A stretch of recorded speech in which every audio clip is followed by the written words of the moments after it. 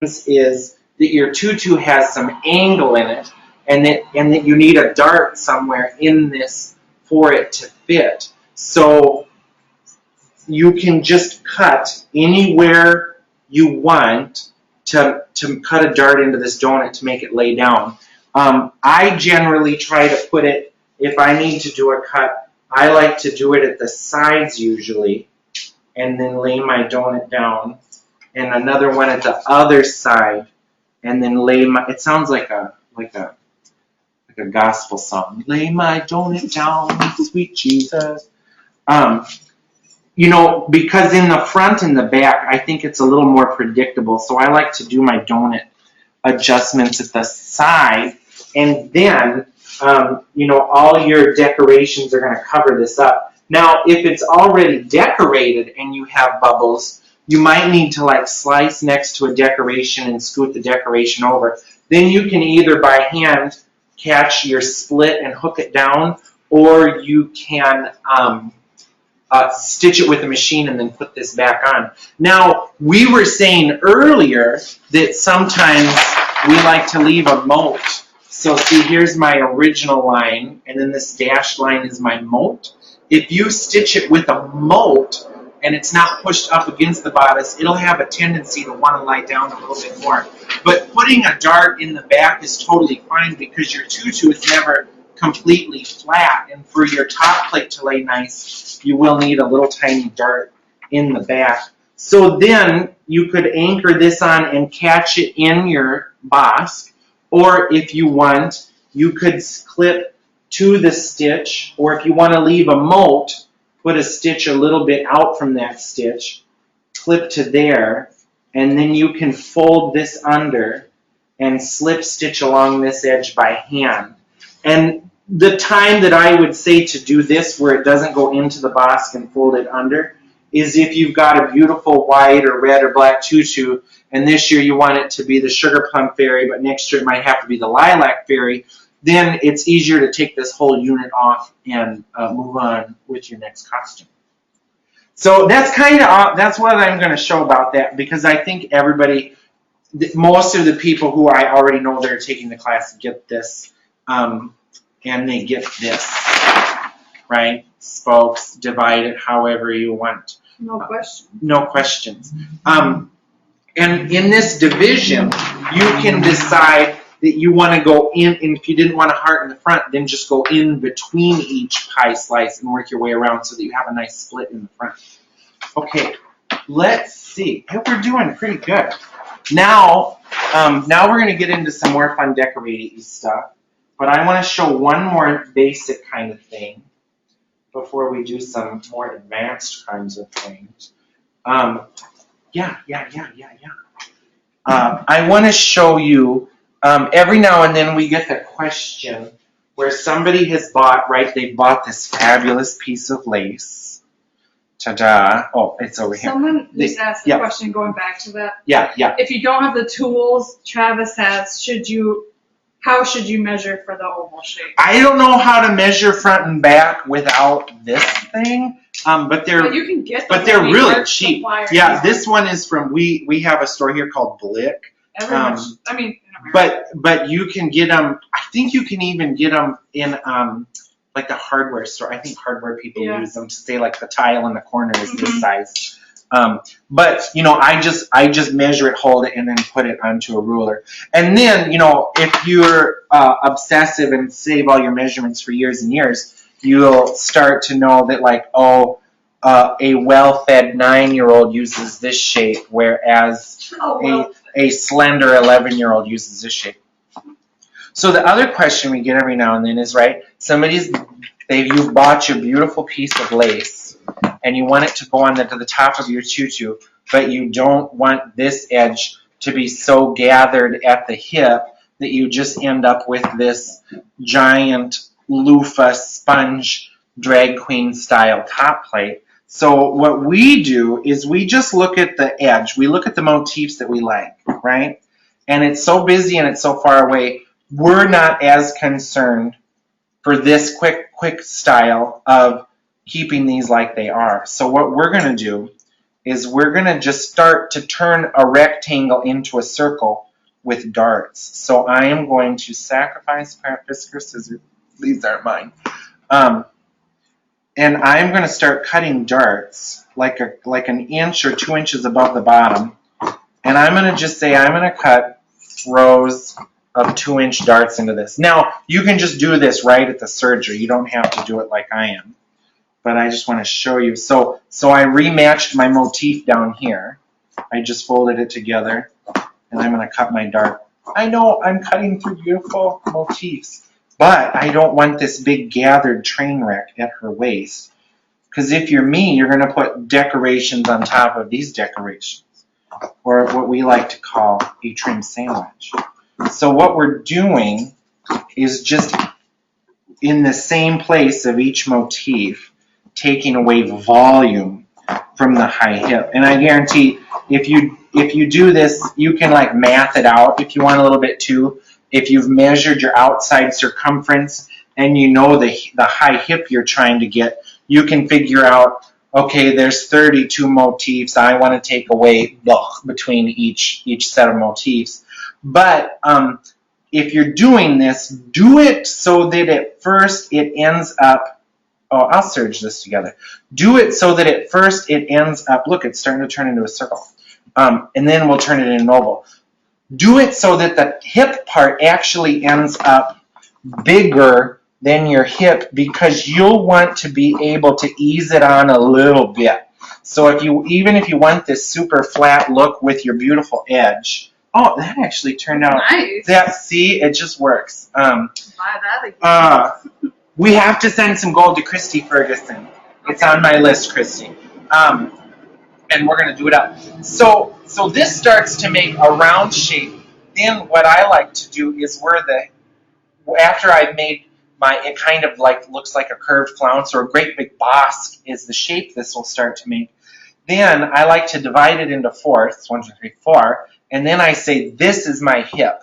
And wherever my hip is, I might go on either side of it and cut out like 1 or 2 little more pie wedges all the way down so that we start to get that oval shape again. But let me serge this together really fast. Actually, I'm going to do it on a sewing machine. And here's where you want to match your thread and really make it match. But I'm going to use black. You see my thread?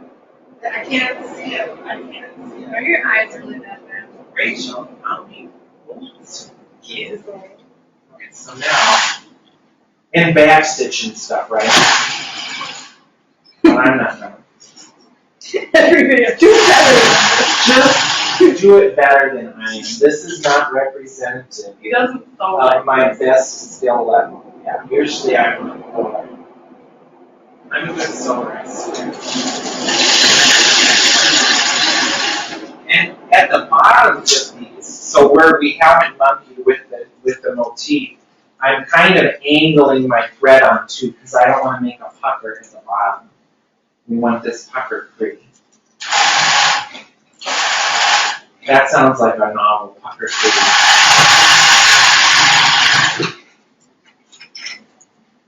That could be my drag name, pucker free. Cool. I wanted Page Turner for a long time, and I thought it was original. And then I went to a club, and there was a Page Turner. Oh well.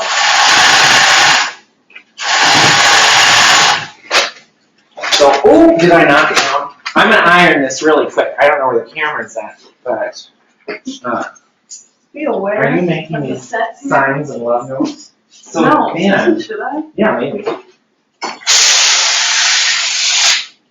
No one can see what you're doing. Oh, so another thing, if you have pinking shears that are on the way out, and I know that's the only kind we have, you can pink this away. I'm double Where are you going now? Right here. So then, now we're starting to get something that's actually shaped like a tutu without all of that fullness at the hip. So does anybody have questions about this? So if I had done my great big long piece and I figure out where my fourths are, where my side seams are, I might come and put another little dart on each side in between. I might put a dart in between my two darts there so that it fits around the curve of the side a little bit better. And I always tell people to think about going around a girl like a marching band. You have to have your soldiers closer together here so that the guys out here are all the same distance apart when they're going around a corner. So I'm impressed with myself. That's pretty good. So that's another great thing. Then you use your button and just stick on the things. You got light bulbs. Light bulbs, haha. And you know, I've heard some people say, but oh no, you're ruining the pattern. If you fold, if the pattern repeats, as long as you're taking the same amount out at the top, the pattern repeats again. And this makes you more money in the process than cutting out all these like banana shaped leaves, putting it on, and then trying to put it back together.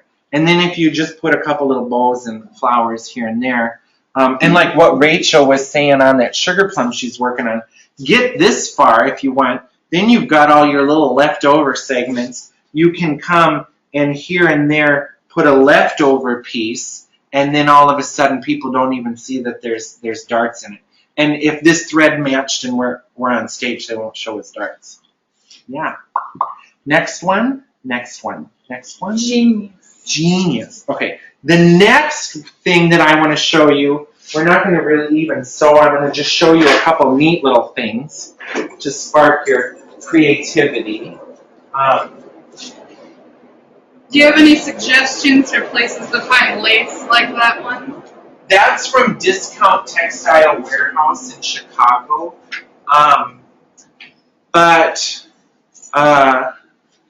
Yeah, that's where we get a lot. We just need to start Skype shopping for people. You know, go a day to the fabric store I know, with the come to phone. Chicago. It's worth it just to Yeah, go there. every Discount Textile Warehouse, they specialize in having the same stuff that New York and LA does, but for 1/16 the price. It's seriously worth it. Just come here. I wanted to show you this. Do you have the picture? Have you been? Can people see pictures? Do you need it from that one? Oh. We made some Midsummer Night's Dream tutus. We should just send everybody the pictures. Yeah. You all know our Midsummer Night's Dream queens and dryads or fairies and stuff. This is just some mood lace. And what we do first with this stuff, is this painted with gesso?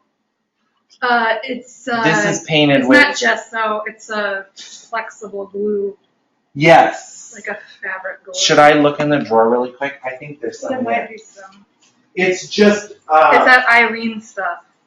Yes. Let's show everybody this. Because there's other kinds of it. But that one was the best. Yep, this is the best. So you can paint the back of stuff with Elmer's glue, but we like Eileen's okay to wash it specifically for this stuff, because if it's getting, like the panty's getting rinsed, or if it gets stained and you want to wash the top of the tutu, or if it's on a bodice, it's going to get thrown in a washing machine.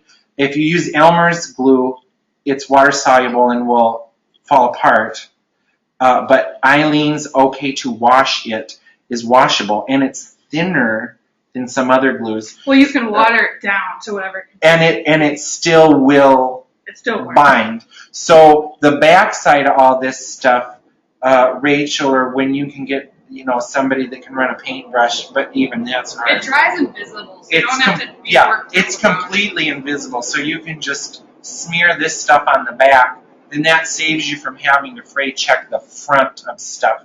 So we'll do a lot of top plates where we just come in and start cutting up our different bits. Those fabrics? Yeah, I've already cut sequins with them.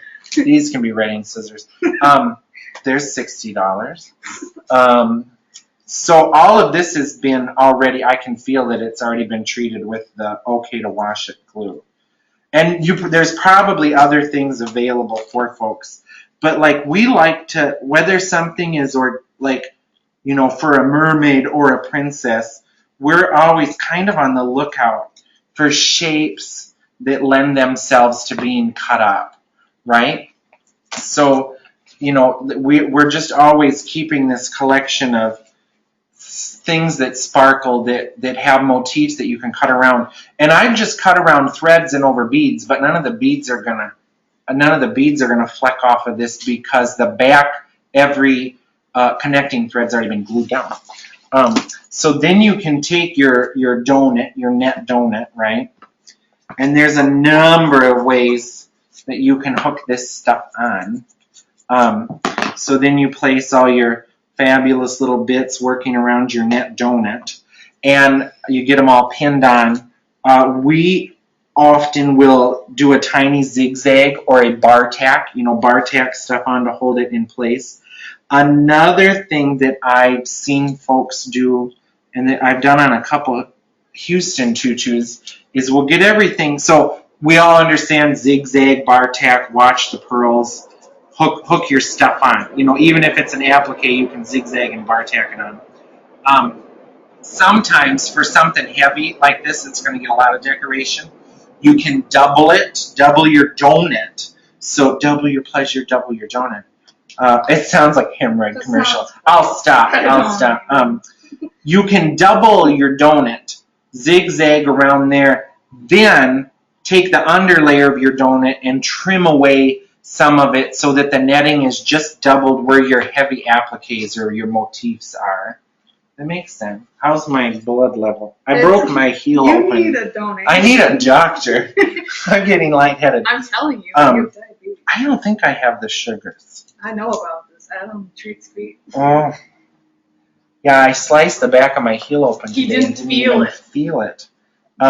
So you can zigzag and tack this stuff down. Another thing I've done when you want something luxurious but their budget isn't high enough, you can pin your lace on the front, and then don't tell anybody I've done this. Then I take fabric tack glue, and I fabric tack glue it from the back. Then I take my other piece of netting and little chunk of like saran wrap to smash it down, weigh it down with some weights, let it dry. Then you can go back and cut out that extra piece of netting. So motifs upside down, fabric glue or Magnatac, then put a piece of netting on it, hold it down. You don't even have to put weights on it. You could put a second piece of netting on it and sacrifice some pins to hold it down. And you just need the extra piece of netting so that the glue can hook to something on both sides, kind of how we were using a washer with the sequins.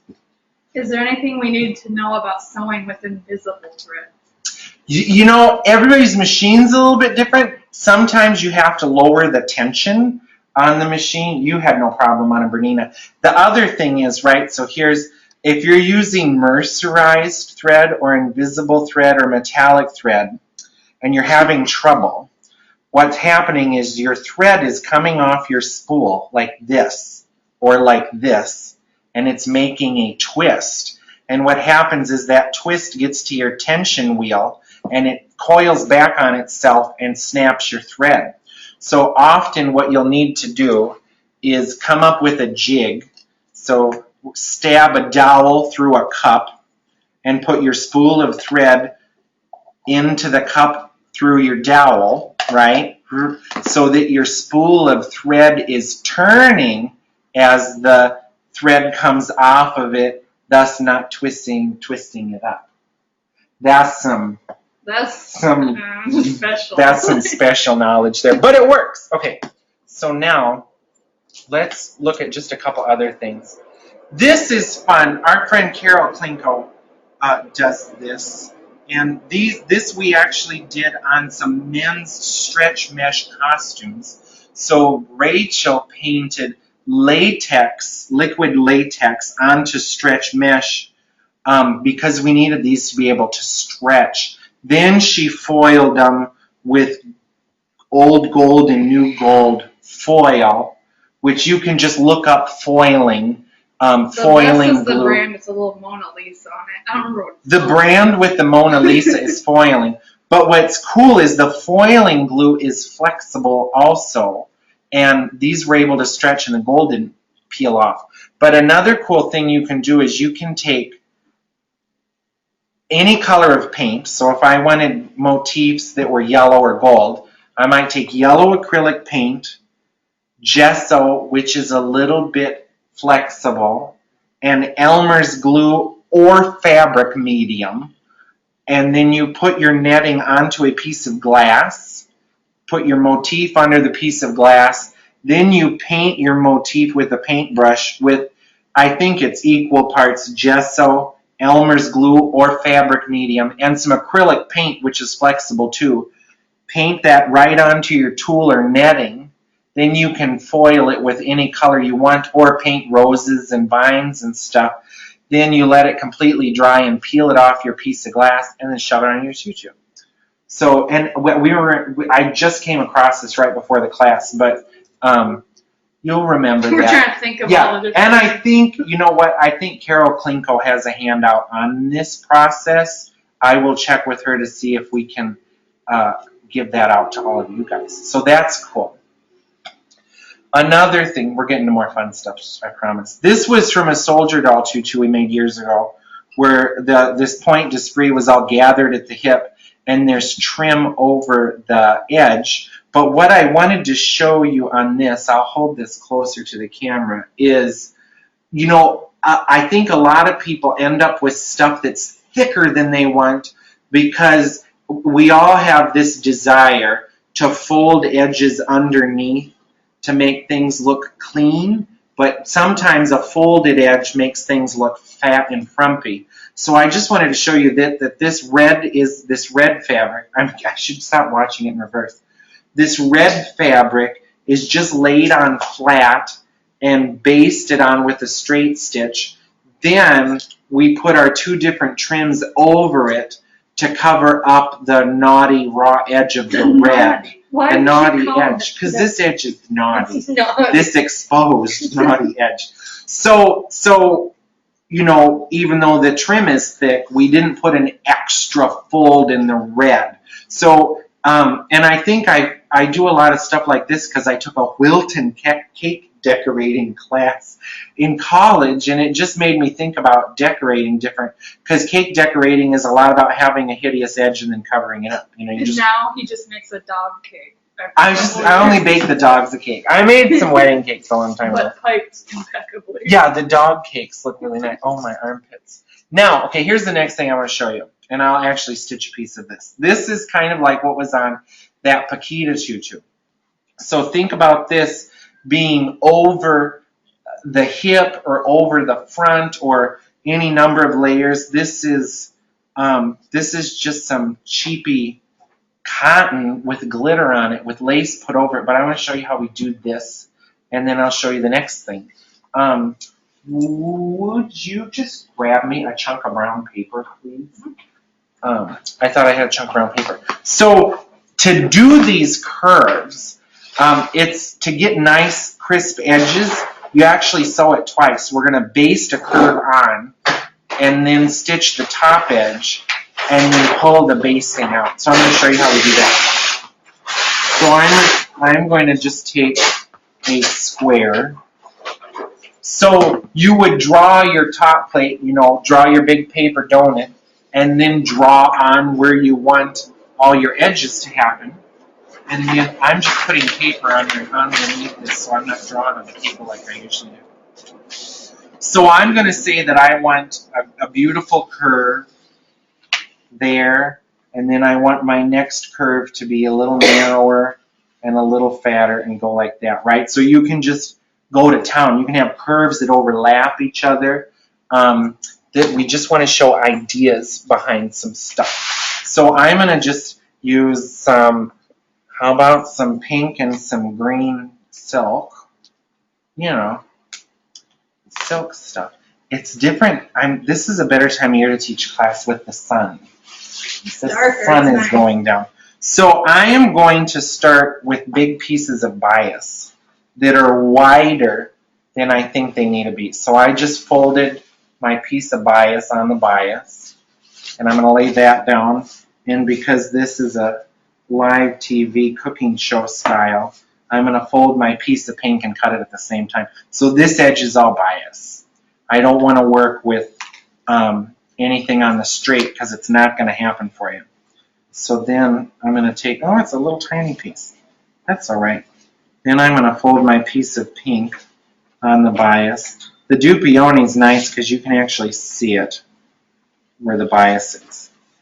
Then, like cake decorating, kind of, I am going to start out much wider pieces than I know I actually need, because it's going to be easier to edit it away than it is to not have had enough fabric. So what I'm going to do is I've got my thing that we're going to curve around the corner, right? And I've got my my piece of netting. Here it is. No! Do you serve a little piece of netting that I threw it away. Here it is. Okay, so now what I'm going to do is I'm going to try to figure out really how much do I need. So what our goal is I want this edge to follow that edge, but I don't want any of these wrinkles up here. Then with my piece of pink, I want this edge to overlap that one without these wrinkles, and I don't want a ton of fabric underneath. So I'm going to first start by kind of figuring out how wide, how much width of bias do I need to accommodate my dreams here. So I want my seam allowance to be hidden by the next pretty piece. How technical is that? So I've kind of figured out that I really only need about this much width. So what I'm going to do first is put a gathering stitch in this edge. I think we can just take everything to the sewing machine for a little bit. So I'm going to just do this and then I'll talk in between. So I'm going to put a gathering stitch at the top edge of my green first. I'm going to put a gathering stitch in there. Whoa, whoa.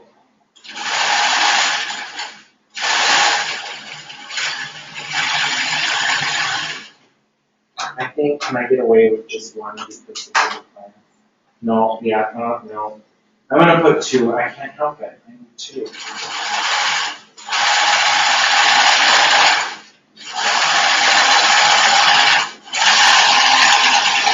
And we'll show you again on the Paquita Tutu what you can turn this into. So I've got that stitch, right? Do I have pins? Will you hand me those pins?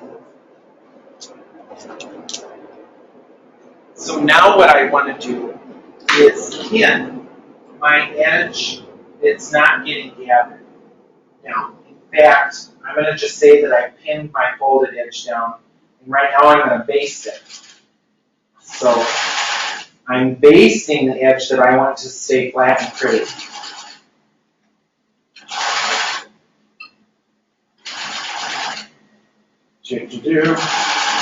This is great for so many princesses and maidens, and you name it.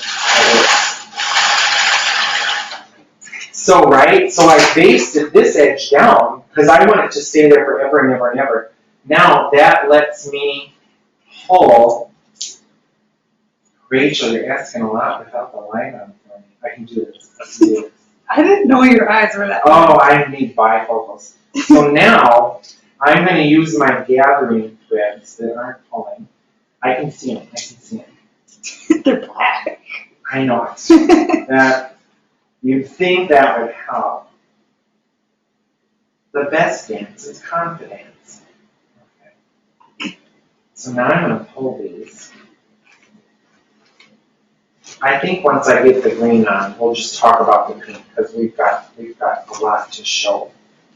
So now I can start to kind of even out my gathers. So I'm going to just keep evening these out. And if some fullness shows when you're done, you want it to be even and intentional. And the more you're willing to play with this, the better you're going to have it. So I've kind of eased my green on. Then I'm going to pin the top edge of this down. So we're building like shingles on a house, okay? So now I'm going to flip it over, and I've got the line where I want my pink edge to go. So now I'm going to go back, and with a great big long stitch, because I want to pull it out later, I'm going to stitch the line for my pink edge. And if I'm really fussy, I'm going to try to use the feed dog to ease my green in a little bit. And again, if you take a little more time than I am. So I stitched where my pink edge is, right?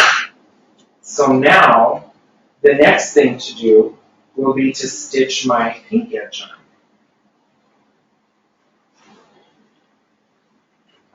I think this is making sense. It is. It is. So now I've got my pink bias. Cut a piece of silk, do peony, hold on the bias, and then pull it. It makes it sound like a purring silkworm. It really does. So now, I would put a gathering stitch over here too, right? But I just want to show you the next couple steps. And this is getting awfully thick. We want to remedy the thickness pretty soon.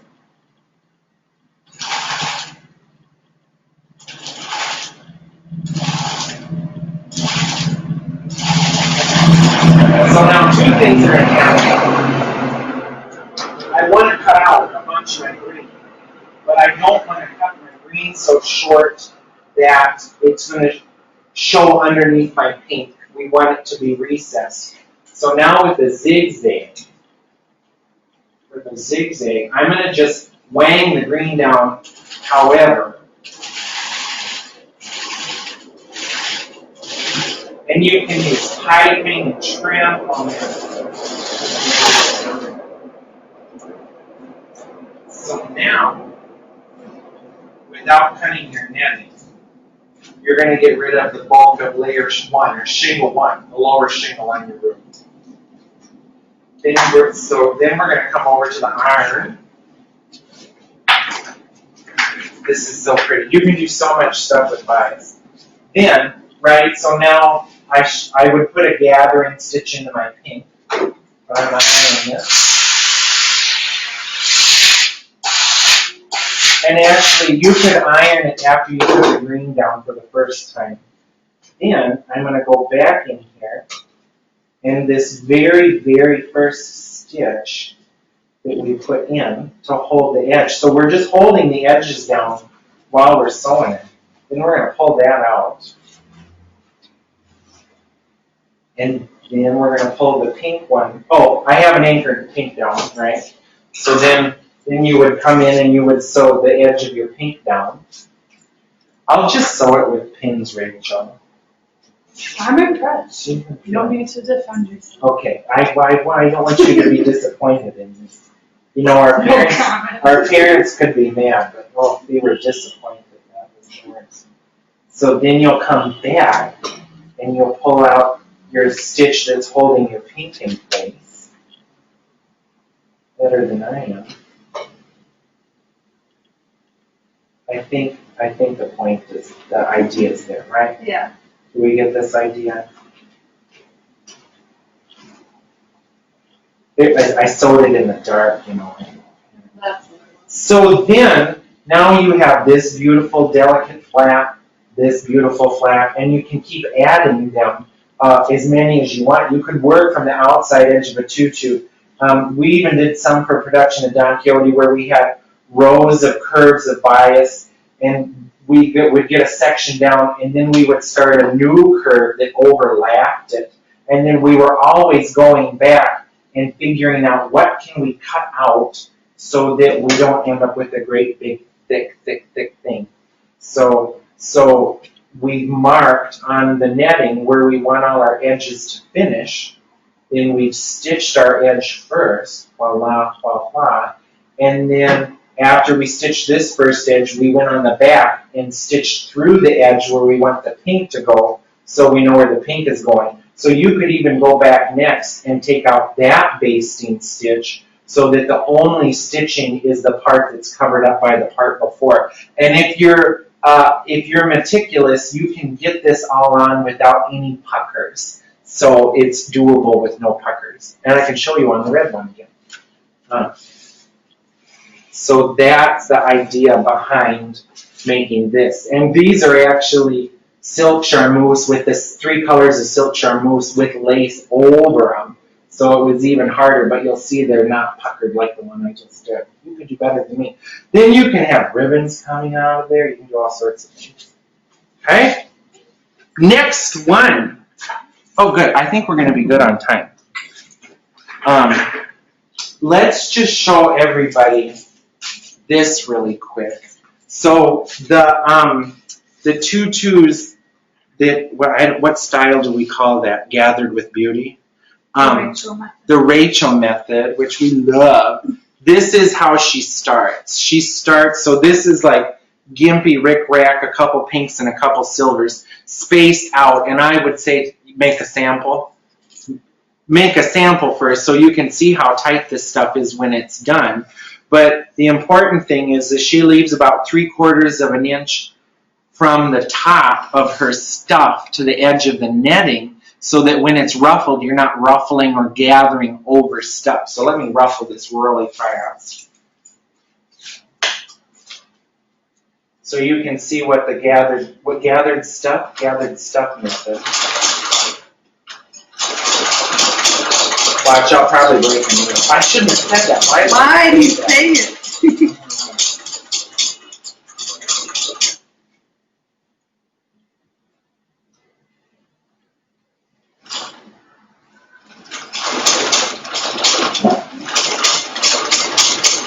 Can I rip this thread? I can. So let's look at how that looks now. It's just gorgeous. So then give that a steam, and as you're working around it with steam, you can kind of like decide what motifs you want to highlight, and as you're steaming it, figure out like, I want the pink ones to be more prominent or the silver ones to be more prominent. Steam that down, tack it with some sequins to your skirt. Then you can come back and work in. You know why I said that? What? She's got this figured out.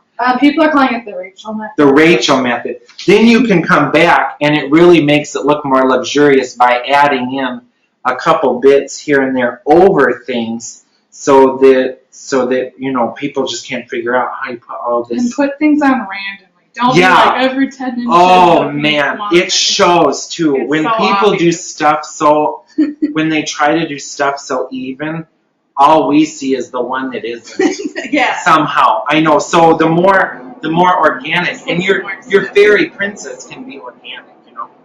Okay, let's show on the next one, which is this kind of stuff. Let me show you the tutu that I'm talking about. The tutu that I'm talking about to you. How would on you the hand internet. stitch the top net around the high hip? Running stitch or back stitch? On these, we always do it. Is that what they're asking? I Yeah. think so. We do it with the cross stitch or the herringbone stitch, depending on where you live, because it still has that stitch still has a little bit of flex in it. So when you go to put the basque on, you know, you're not married to it being exactly where you've stitched it. You can kind of ease stuff or shift stuff a little bit if you need to. The next thing I'm going to show you is how we do this kind of woven flag stuff, which is very, I mean, it's just basket woven. But there's some pointers I want to show you. And look at price tag gun sequins everywhere. So what we do, actually, you want to flip around to the iron. We said today would be a lot of back and forth. Around too much. Are you twisted in the cord? Here, I'll untwist you. I feel like the whole thing. So to start this, these are also just bias tubes, and I'm going to show you in a little bit an easy way to turn a bias tube inside out.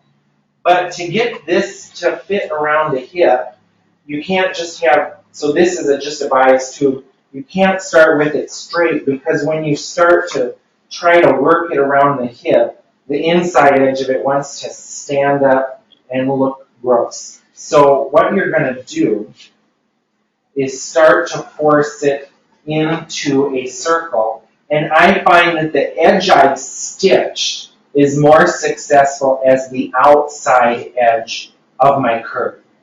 Okay? So you just start with the iron and you just curve. You just start curving an edge that's going into the iron. And it doesn't matter what curve, just that there's not wrinkles. But we just know we need a thin curve. Okay? And don't burn your fingers like I'm doing. So then, see there, we're starting to get our curve. And then we keep curving, we keep curving. Did our Amazon order ever come today? No. Ugh. What was it? Vinyl gloves, 300 pair of vinyl gloves. All for you. Just for me. That'll last a week. I know. Did you say that is bias tape? This isn't bias tape, it's a bias tube. So it's a tube of fabric that we cut 2 1/4 inches wide and stitched it with a straight stitch 1/4 inch from the edge to make a tube of bias. So now let's go back to the tutu. We've got someone on a plane in Australia watching this. On a plane? Is anyone else on a plane? Okay, here, flip her around here now.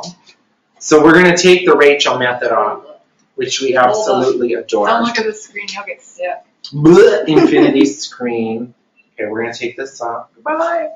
We need to make a tutu this color now. So by making our bias tube into a circle, now you're going to have success getting this to fit around a human. So you're just going to come in, and you can do this on a plate or right onto the tutu, however you want to hook it down. It's up to you. But you're just going to make whatever amount of rows you're interested in, right? Whatever is fanciful to you. I want 2 rows of purple in the front. Why didn't I just cut it? Okay. So now, had we not pressed that, it would never have gone into a circle. So now I have to figure out which side of this I pressed.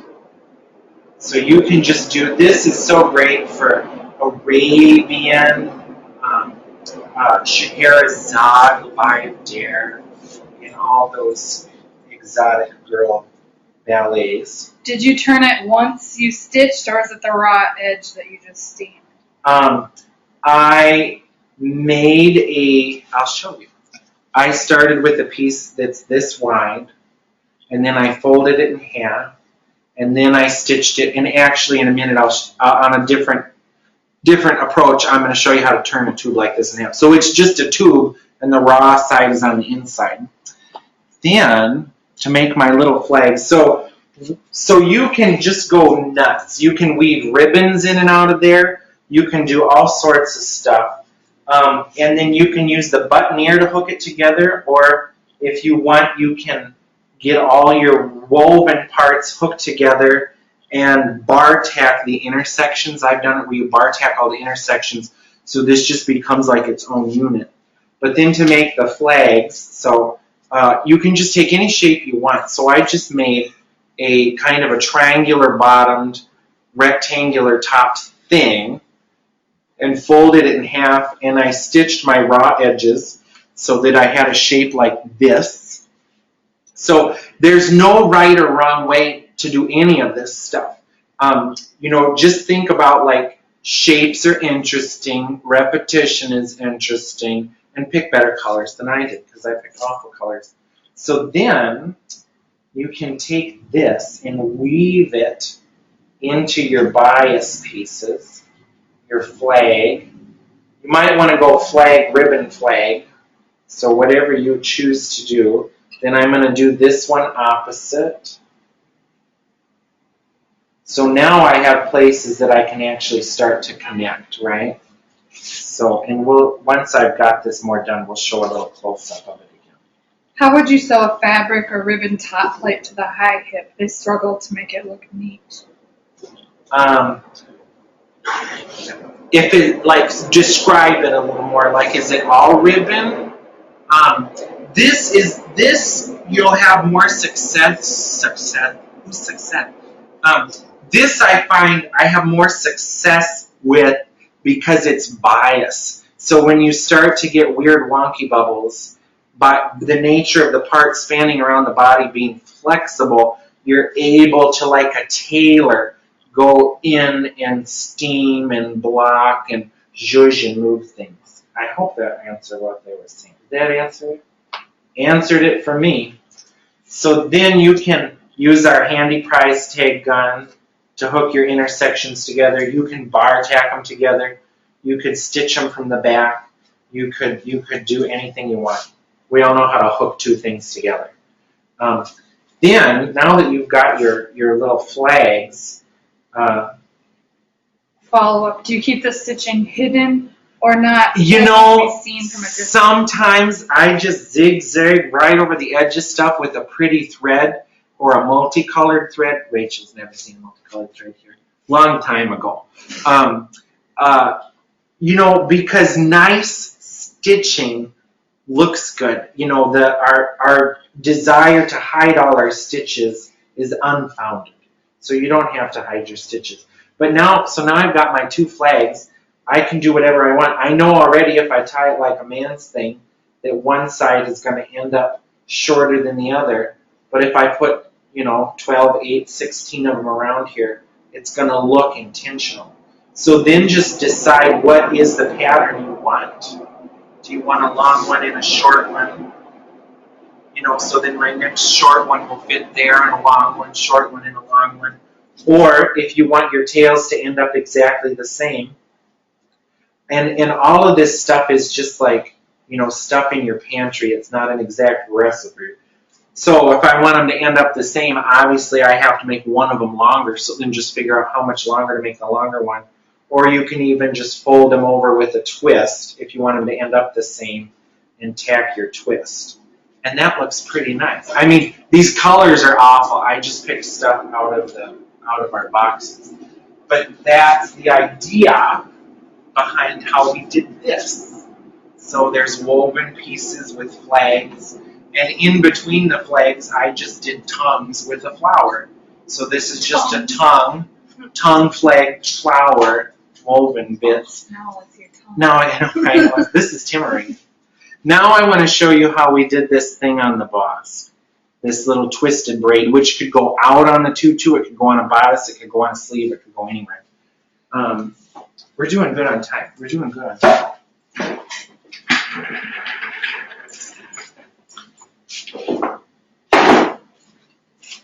This is one of 3 more things. And all of this you can combine in different ways and add it to what you've already been doing. The sky really is the limit with this stuff. So I want to show you this. This I actually found in a 40s sewing book, but then I've seen this done a lot on Tibetan clothing, but it's cool. So what we've got is a rectangle of fabric, and then we have rectangles of fabric. Those are rectangles. And then they are all twisted. It's mint on one side, pink on the other side, and then twisted. And then I just tied some, these edges aren't finished, but I just wanted to show you. I just tied some necktie ties on there, and repetition always looks good. This could work for those East ballets. This would be a great idea for a Pharaoh's daughter, for a candy, you name it, but I want to show you how we do it. So I'm going to just show you how to make my two-sided ribbon and how to turn it inside out. So let's go to the sewing machine. Did I get rid of my chair? I did. So I could get out. So I'm going to sew a piece of thin ribbon into it so that I can turn it inside out easier. So let me thread my machine.